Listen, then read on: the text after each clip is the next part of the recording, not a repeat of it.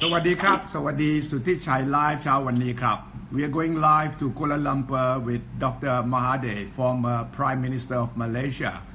Good morning, Dr Mahathir. Good morning. Good morning. We met in Bangkok a few years ago. You remember that?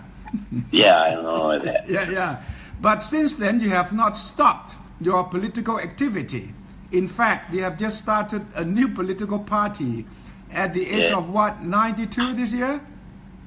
92, just mid 92. Yes, mid 92. On 10th of July. Why at this age, why everyone else at this age should be retiring, should be playing golf, should be having a good time, but now you are back even more active than before. What is the reason behind it? I cannot help it. Lots of people came to see me. Yes. Delegation after delegation came to see me, asking me, please do something. Please do something. Yes. Apparently, they are harassed and they are pressured and they are threatened. Yes. So they cannot do much. Yes. So they want me to take an active role again. So I had to respond to their pleas. Yes. That is why I am, of course, I am also very worried about the situation in the country. Yes. The finances and all that. Yes. So when they ask me to do something, I'm trying to do something. Yes. And so what are you trying to do? There's something. What is the something? The something is to bring down Datuk Sri Najib as Prime Minister. This man has been described by the world as a kleptocrat, a criminal who is leading a government. Yes. So no one wants a kleptocrat to lead the government. Yes. Certainly not in Malaysia. So we want to get rid of this kleptocrat. How do you get rid of him? Well, we have tried several ways. We have tried vote of non-confidence. Yes. But we couldn't get the numbers because he has a stranglehold over a majority of the members of parliament. Yes. We tried to appeal to the rulers, the Malay rulers, through a declaration by 1 million members of the public. Yes. That also failed. So now what we are trying to do is to win the election. Yeah. So you're going through the democratic process. Yes, of course. It's always like that. We never ignore the laws and the constitution. Yes. Do you think there is enough support for you to overthrow Prime Minister Najib? From what we see, the support is very, very strong. Yes. But I believe Najib will use all kinds of illegal means in order to retain his position. Yes. And you think he can retain his power? Because UMNO is still very strong and the BN coalition is still very strong. No, UMNO is not as strong as it was before. No. You must remember that most of the members of my party wanting to overthrow Najib are from ex-members of UMNO. Yes. Many of the leaders are not with him, but they fear him because he has a kind of stranglehold over them. Right. And stranglehold means what? Money, power, control? Money, threats. He has records of their past which he can call up and tell them, look, if you don't support me, I will expose your past and things like that. And many of these threats are very effective. Well, the issue about one Malaysia development Berhad, one MDB has been a story for many, many years. But so far it has not affected Prime Minister Najib's position at all. He has a complete control over the Attorney General and also over the police chief. And unless these two take up the case, there is no way we can bring this case to the courts. But the AG, the Attorney General, has declared that he has done no wrong, despite the reports by the Department of Justice of America and other Singapore sources, etc. So because AG is not going to prosecute him, we cannot do anything to bring him to the courts. Right. But do you think that the 1MDB scandal has any impact on the feelings of the man on the street? Do they really feel that this is a real serious issue for them? For the intellectuals, for the urban people, they understand what he has been doing, stealing billions of ringgit. But for the rural people, especially the less educated rural people, understanding finance is very difficult for them. They can't even imagine what 1 billion ringgit is about. Right. You have made all these very open allegations about the scandal against the Prime Minister. Aren't you afraid that he might sue you for defamation? So far, he has not sued me. I've called him a thief, a robber, a pirate, and all that. He has not sued me. But what he is trying to do is to dig up some record of 30 years ago when some money was lost by the central bank and to try to imply that it was me who directed the bank to do all kinds of things. He has set up a royal commission to look into what happened 30 years ago, which was already cleared by Parliament. But no such record, no such action against his own loss of money or stealing money recently. Do you think there is a firm case against him?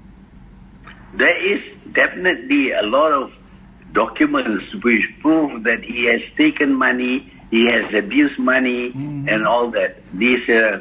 The Department of Justice of America has been very thorough in the investigation, giving all the details, the documents, and the telephone conversations.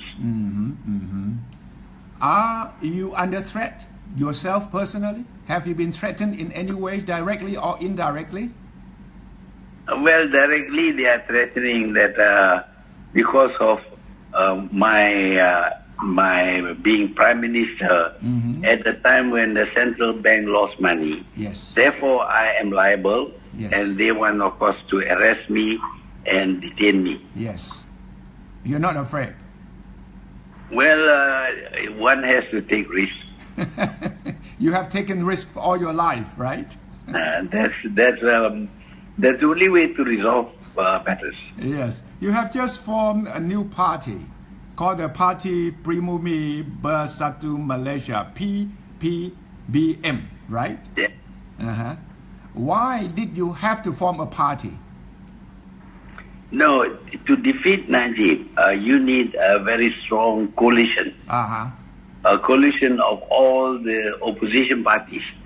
Each party is not sufficiently strong to defeat him. But coalition of opposition parties can do this thing. And in the last election, we noticed that the rural Malays do not support the anti-Najib coalition. We formed this party in order to get the support of the rural Malays, and with the support of the urban people, we can get the majority. So you're going through the grassroots Malays? Yes, we have to go down and explain to them in simple terms what is happening. And can you say in simple terms for the grassroots Malays to understand? Yes, but more than the 1MDB, they are feeling the hardship due to the increasing cost of living. They are not getting scholarships for their children. The graduates are not being employed because there is a shortage of jobs, and a lot of other things affect them, and this they understand very well. You have also formed a coalition with your former great enemy, Anwar Ibrahim, to form the Pakatan Harapan, right? The opposition front. This to me is a big surprise. How can you shake hands with Anwar Ibrahim? No, they have the same view about removing Najib. They may have other objectives. Yes. But for all of them, the more important thing is the removal of Najib. With him there can be no reforms, there can be no progress made to overcome the economic and financial crisis created by Najib. So on one issue, we are all agreed, and we are all agreed that this is the biggest issue. And for each party with their separate and different objectives, these are minor issues which can be corrected only if Najib is overthrown. Have you talked to Anwar personally about how to proceed? Yes, I have. I saw the big historic handshake between you and Anwar, which became big news all around the world. What is Anwar's reaction to your approach? Well, he also feels very strongly that Najib must be removed. Besides, until Najib is removed, nothing can be done to free him or to gain a royal pardon for him. And you don't feel any embarrassment by going back to shake hands with Anwar? No, I mean, there are times when we have to forget the past because the future becomes very, very dangerous, and we need to overcome the wrong things Najib has done in order to be able to do something for the past. So common enemy. Najib is the common enemy of you and Anwar, right? Yes. So is it true then that there are no permanent friends, no permanent enemies in politics? Is that true now? You're proving that it's true. One has to remember that Anwar began as a man who was anti-government, anti-my government. Sure. And then he joined our government. Sure. And then he's out of the government. Right. And then he is with me again. So you can see ups and downs all the time in politics, because you have to give due consideration to the most serious problem and forget the lesser problems. So you're not angry with him anymore? I'm not angry over the past. He is not angry over the past also.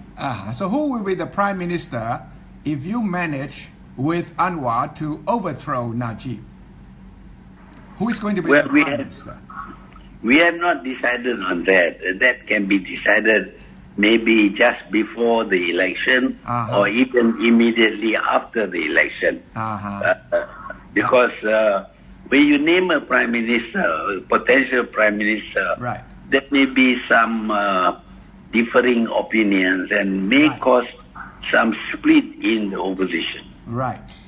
Are you yourself ready to become prime minister again at the age of... No? Well, I don't want to be a prime minister again. No. But I do want to have some influence, some ability to advise the future prime minister on how to tackle the problems created by Najib.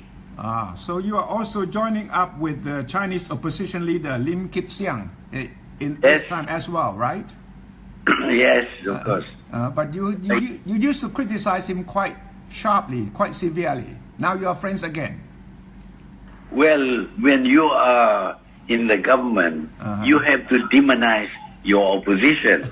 And I did such a good job of it that now he is very much disliked by people of my old party. But now people realize that he is not as bad as I made him out to be in the past. So he has to prove that he's not as bad as you used to think he was. Yeah, he's been accused of being a Chinese chauvinist. Yeah. But his party is not a Chinese party. It is a Chinese dominant party, yes. But he has members from among the other ethnic groups. Yes. And he had to modify his views so that he doesn't cause the other ethnic groups to feel unhappy. Does he agree with you on that? Have you talked to him about that? About him modifying his position? Yes. About the first thing he did with me was not the formation of the party or the working together. When we launched our Citizens Declaration, she was in full support of the Citizens Declaration to get rid of Dr. Sri Najib. Do you think there will be an election before the end of this year? Well, there should be, but I think Najib has got cold feet now. He's not so certain he can win. Maybe 10 months ago he felt very confident, but now he sees that Sabah, for example, is no longer what he calls fixed deposit for the government party. And the government coalition, the Barisan Nasional, with under UMNO, how strong is it now? You think if there's election tomorrow, can you win? And how many seats do you think you can win? We can win a majority of the seats. The only problem we have is that Najib will cheat. He will bribe, he will cheat, he will do all kinds of things in order to maintain his leadership of the government because he knows that if he is not the prime minister, the chances are that he will be charged in court and maybe land in jail. What would you do to him if you come back and your opposition coalition wins the election? What would you do to Najib? Well, it's up to the public, really, up to the people. They would want to have some action taken against him. Even if I try to get to have a deal with him, it's not going to work because people are very, very angry with Najib. But some political analysts in Malaysia tell me that if in the upcoming election, it will be a very fiercely contested election. It could become a three-way fight, which would benefit Prime Minister Najib. Do you agree with that analysis? That is true. In a three-cornered fight, the opposition might be split by this Islamic party. But the Islamic party is losing popularity because it is associating itself with its old enemy, UMNO. The rank and file do not want UMNO at all. The leaders may see some benefit with working with UMNO, but the rank and file will reject the leaders. So you don't think it will be a three-way fight? There will be a three-way fight, but the amount of the number of votes that the third party can get would be so little that there is every good chance for us to win in Najib. It is said that the use of race and religion seems to have become more intense in Malaysia. Don't you think the Malaysian politicians may trying to make use of these issues, religion and race, that will become quite damaging for Malaysia in the long run? Well, we cannot help it because the government is using race in order to get support. For example, the government has redrawn the boundaries of the constituencies so that the Malays are separated from the Chinese because they think they have a better chance getting Malay support through bribery than getting Chinese support. So they are playing the racial issue, talking about race all the time. And we have to respond likewise. So you are in the election campaign, the upcoming election campaign, would you use race and religion as issues? We have to, because they are using race and religion. The only way to counter them is to prove that what they are saying about race or religion is wrong. So you are going to counter it punch by punch. Yes, that's the way it is. In the past few years, people say that the Chinese and Indian populations in Malaysia have shrunk quite drastically, becoming more and more mono-ethnic country. Is that a concern for you? Well, there is some concern over that. But they still have the casting vote. Where the Malays are split into two, it is the Chinese and the Indians who will determine who is going to win. And therefore the Chinese and Indian votes even if they are less, Yes. they are still very important. Yes. Your Bhumiputra policy, how is it doing now? Since you launched it when you were Prime Minister, now is Bhumiputra still a first priority for you? Well, the Bhumiputra policy is still an issue. Yeah. We need to have more equality in terms of education, in terms of the economy, Yes. between the different races. Right. But to jettison, to drop entirely the Bhumiputra issue would be damaging. So Najib is taking it up now. For a time, he thought that he can have one Malaysia Yeah. and forget about race. Right. But in the 13th election, Right. he found that despite his dropping the Bhumiputra issue, Right. he did very badly, worse than the previous Prime Minister. So now he's gone back to playing up the Bhumiputra issue, trying to build houses for them, Yes. giving them free money and Yes. all kinds of. Right. But Bhumiputra was your policy, was your own brainchild.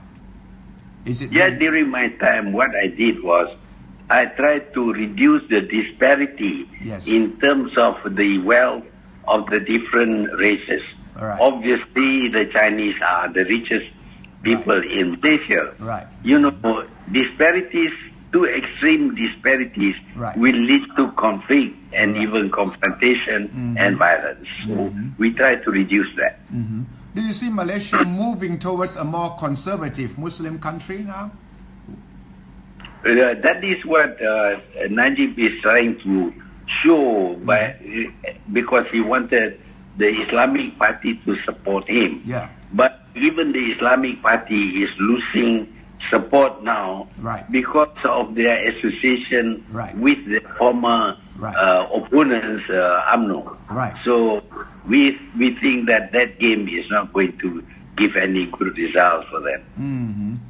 If Dr. Mahathir, if you come back to politics, if you are back in power one way or the other, directly or not, whether you become Prime Minister or the Kingmaker, what would you like to do to Malaysia? What are some of the priorities that you think Malaysia badly needs now? I've had some experience as Prime Minister Sure. and at solving many of the problems faced by the country. Yes. I think I have some ideas that can help us resolve the destruction of the economy brought by Najib and also the loans that he has taken. I have some ideas about how to overcome this, and I would like to try and influence the incoming government on the issues of financial management and economic management so that we get again to be on the right track. Do you have, say, priority number one, that on the first day of the big change, Najib is out and that your coalition becomes government? What would be the big announcement from you? Hey, let's do this. Number one, just like Donald Trump saying, make America great again. How are you going to do it? For Malaysia, what is equivalent of Donald Trump's make America great again? One of the things that the people in this country dislike very much because it has increased their cost of living is the GST, the General Services Tax, which has been imposed on the people. And this tax affects everybody. Every consumer has to pay, whether directly or indirectly. Yes. We will remove that tax. I see. You will remove it. Yes. Cancel it. Not only reducing the rate, but you are going to eliminate it. The process of removal may be by stages, but of course the old way was to have sales tax. Yes. We need to collect some money, but sales tax does not hurt people very much. But the GST hurts even the poor villages. I get a lot of comments live now from Malaysians say, good, remove GST, please. Telling you that, please do it. Yes. You are, of course, watching the world events quite closely. since Donald Trump became president, it seems that influence of the American foreign policy has dwindled, has softened. How do you see President Donald Trump's role in the world now? Well, Donald Trump, like everybody, every politician, makes a lot of promises during election time. Right. But he is going to find that many of his promises cannot be carried out, cannot be implemented because they are not practical. Look at Obamacare, for example. Many people do not want to get rid of Obamacare because it benefits a lot of people. Right. So other policies also will have to be reversed. He was all for pulling out troops from Iraq, but now he is much more involved in Syria. Right. He's booming and all kinds of things are happening which are beyond his control. What do you think of his policy towards ASEAN, towards Asia? Do you think he has any clear idea of what to do with Malaysia, with Thailand, with ASEAN? He doesn't know much about ASEAN or ASEAN countries. He will soon learn that it pays to be concerned about what is happening in ASEAN countries. So people say that now China is becoming more influential. And in fact, there was a joke that Trump has made China great again. Are you worried about growing Chinese influence in the world arena?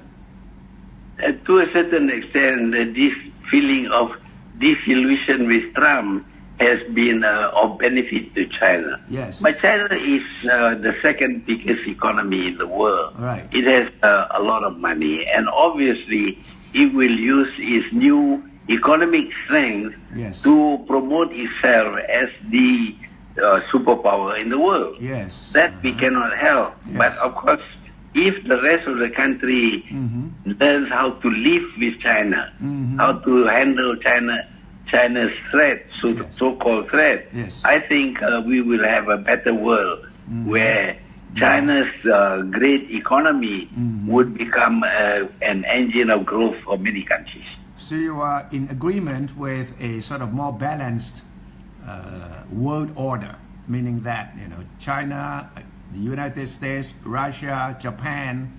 How do you see the world now undergoing drastic changes because of Donald Trump and also Brexit and China's growing influence? You are a world statesman. You watch the world every day. How do you see the world now and in the near future, sir? The world is now very confused. What is happening is that funny people are being elected to hate governments.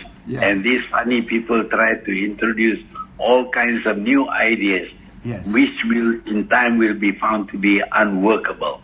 So it takes a bit of time for bad people to realize that they are on the wrong track. They have to come back to what is normal, what is the old normal, not the new normal. So these are things that needs good leadership. And we find that in many cases there is no very strong, very good leadership in many countries and many groups of countries. So that is why we are seeing confusion in America, confusion in Europe, confusion also in East Asia. Yes. So you don't agree with Brexit?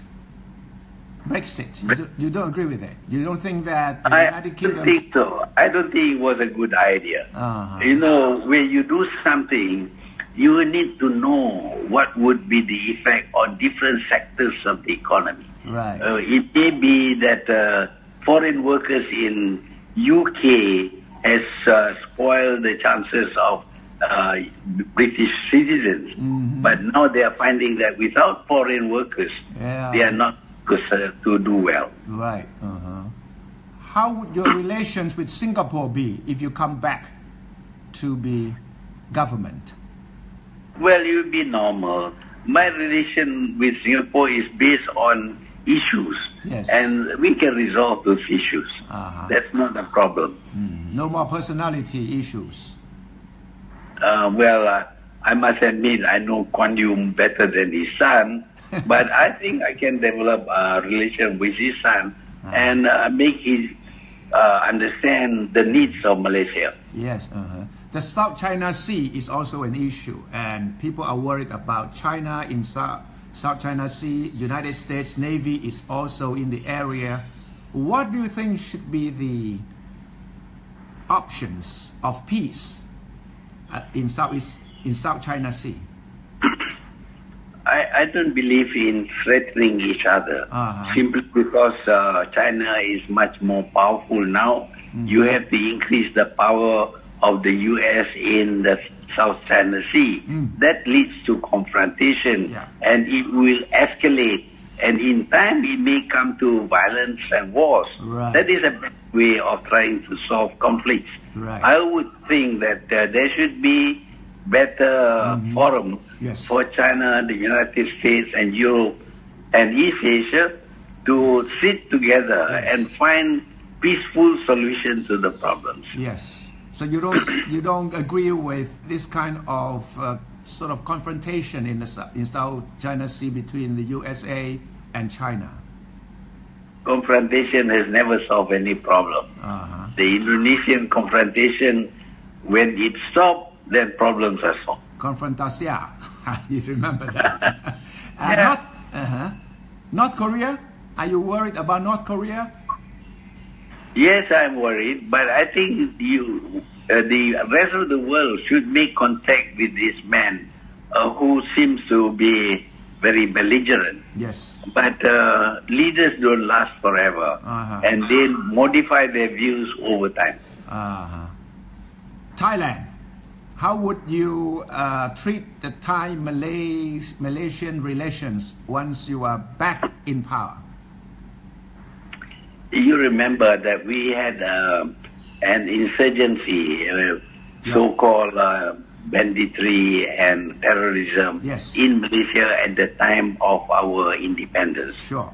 We solved that problem not only through military means, but also through winning the hearts and minds of the people. Yes. We need to get to the bottom of all these reasons why people are behaving in this way. Yes. And if you find out what is behind their action, then we can find a solution for that problem. So I think the Malaysian model is a very good model for other countries, even for Britain. Well, the Thai people know you very well. They're quite familiar with you. You were Prime Minister for 22 years and you did a lot of things together with Thailand. So you are seeking support from the Thai people for you to overthrow your Prime Minister? Yes, we need support from everybody, but essentially this problem is a domestic problem. We will have to solve our problem by ourselves. And you are quite confident that that problem will be solved by you being one of the key leaders now. I will be one of them, but there are other people who are equally influential. But Anwar is in jail. Even if there is an election before the end of the year, he won't be qualified to run in the election, and he won't be qualified to become Prime Minister, right? Right. Right. So, but the person who becomes Prime Minister and leads the government can work on getting Anwar released from jail and even getting a royal pardon for him. Do you have any regrets about treating Anwar when he was down, when he left your government, when you more or less engineer his departure from government? Any regrets? No, I think that was the situation at that time. I was responding to the situation at that time. Right. Now it is different. If you keep on raking up the past, you can never work with anybody. Right. You will always be fighting against your enemies forever, and that is bad. So enemies can become friends again.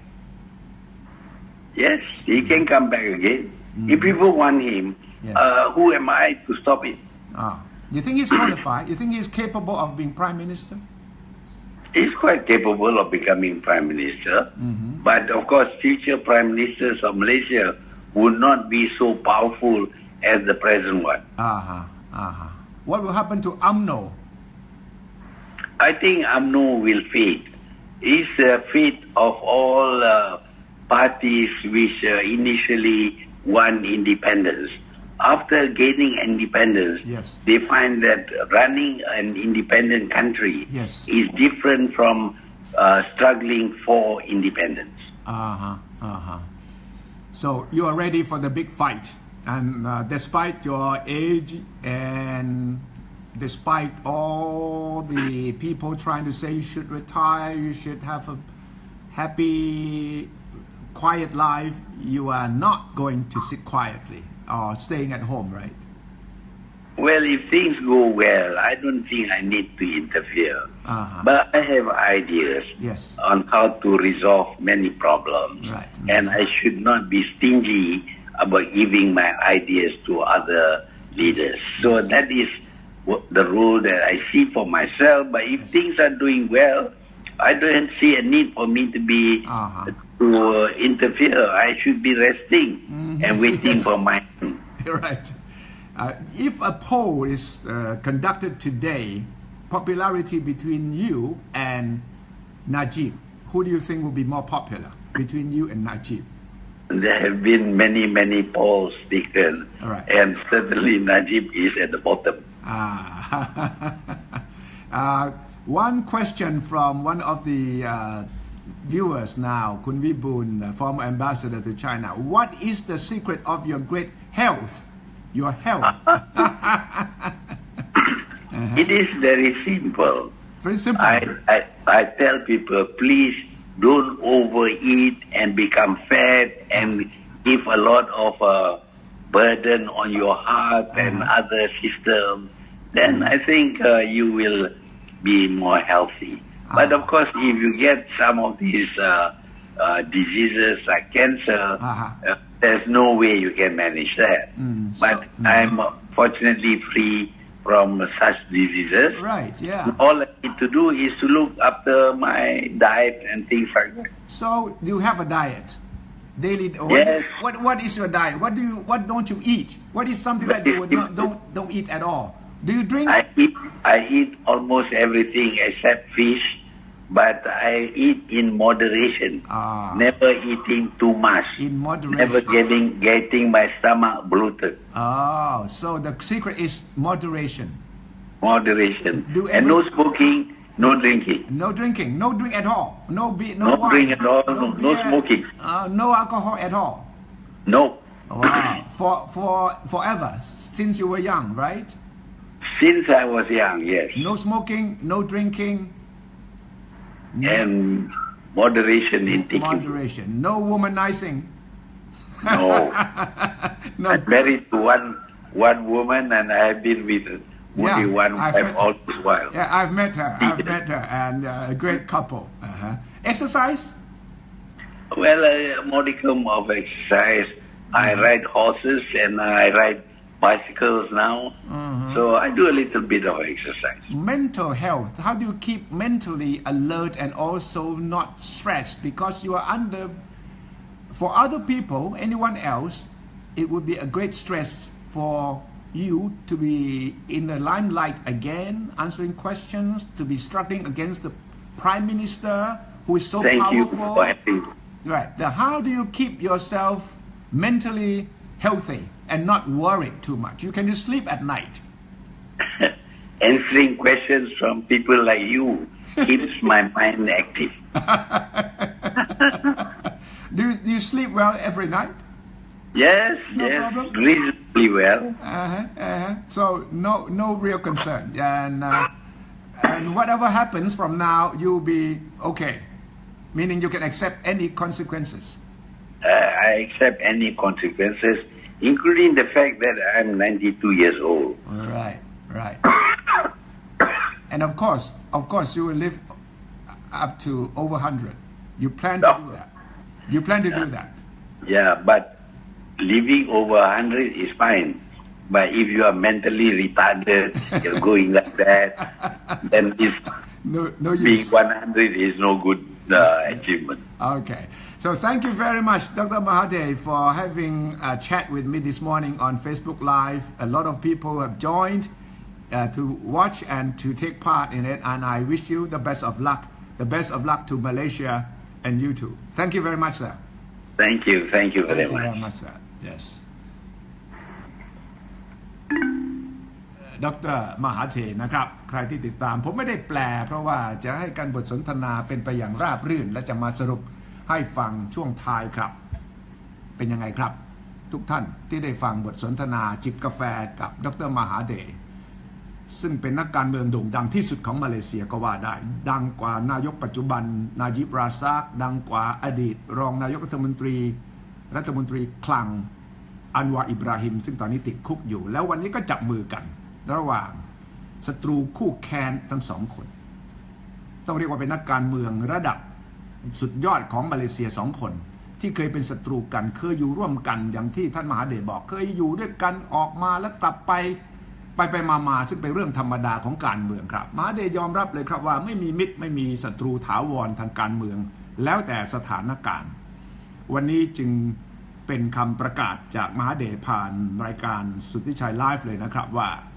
อายุ 92 ตั้งพรรคการเมืองใหม่จับมือกับฝ่ายค้านจับมือกับอันวาอิบราฮิมจับมือกับพรรคจีนพรรคคนจีนซึ่งมหาเดชเคยวิพากษ์วิจารณ์รุนแรงหนักหน่วงพอสมควรแต่วันนี้เหตุการณ์เปลี่ยนแล้วจับมือกันเพื่อที่จะลงเลือกตั้งที่เชื่อว่ากำลังจะเกิดในเร็วๆนี้และก็เชื่อกันด้วยครับมหาเดชบอกว่าพันธมิตรฝ่ายค้านจะชนะเลือกตั้งจะโค่นนายกรัฐมนตรีนายิบราซากซึ่งเป็นแกนนำของพรรคอัมโนก็เป็นแกนนำของพันธมิตรฝ่ายรัฐบาลที่เรียกว่า BN บริษัท National ซึ่งก็ครองอำนาจมาหลายสิบปีตั้งแต่สงครามโลกครั้งที่สองแต่ครั้งนี้เป็นครั้งที่มีความสำคัญอย่างยิ่งเพราะว่าท่านผู้เฒ่าประสบการณ์หลากหลายถ้าใครติดตามดูตั้งแต่ต้นจะเห็นว่า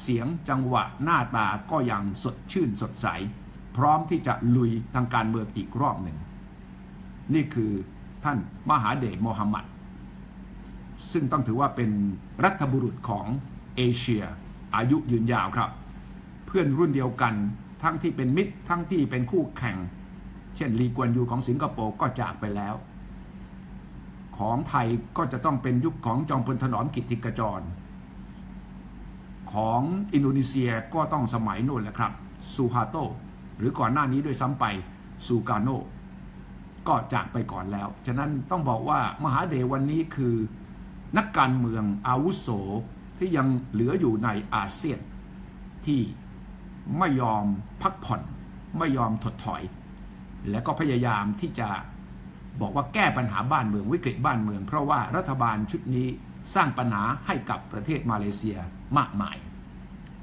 ปรากฏการณ์การเมืองมาเลเซียจึงคึกคักอย่างยิ่งครับฉะนั้นผมต่อสายตรงไปสนทนาเช้าวันนี้ทุกท่านคงจะเห็นแล้วนะครับว่าการเมืองมาเลเซียน่าสนใจน่าตื่นตาตื่นใจและเราต้องติดตามไปอย่างไรขอบคุณทุกท่านที่ติดตามนะครับไม่ได้แปลสดเพราะว่าอยากให้ทุกท่านได้ฟังน้ำเสียงจังหวะจากคนไม่อยากจะตัดตอนหรือว่าพอช่วงแปลนี่ก็จะเกิดอารมณ์ค้างของการสนทนาคุณพรชัยบอกขอบคุณสัมภาษณ์คนเก่งคนนี้มีประโยชน์มากครับคุณสุภชยาบอกว่าอยู่ที่ KL มีเพื่อนๆคนมาเลหลายคนไม่ค่อยสนับสนุนนายกปัจจุบันเท่าไหร่นะครับวันนี้คนจากมาเลเซียเข้ามาร่วมฟังร่วมตั้งคำถามและให้แสดงความคิดเห็นกันมากมายทีเดียวครับคนที่เข้ามาส่วนใหญ่ก็เชียร์ครับเพราะว่าปัญหาของมาเลเซียตอนนี้หนักหน่วงพอสมควรเศรษฐกิจอัตราแลกเปลี่ยนเงินริงกิตกับเงินบาทนี่ก็สุดไปเรื่อยๆอย่างน้อยหายไป 30% แล้วนะครับก็กลายเป็นปัญหาเศรษฐกิจที่เป็นจุดอ่อนของนายกรัฐมนตรีนาจิบราซากขณะนี้ครับนี่คือเช้าวันนี้จิบกาแฟกับอดีตนายกรัฐมนตรีมาเลเซียมหาเดชโมฮัมหมัดครับขอบคุณทุกท่านที่ติดตามนะครับสวัสดีครับ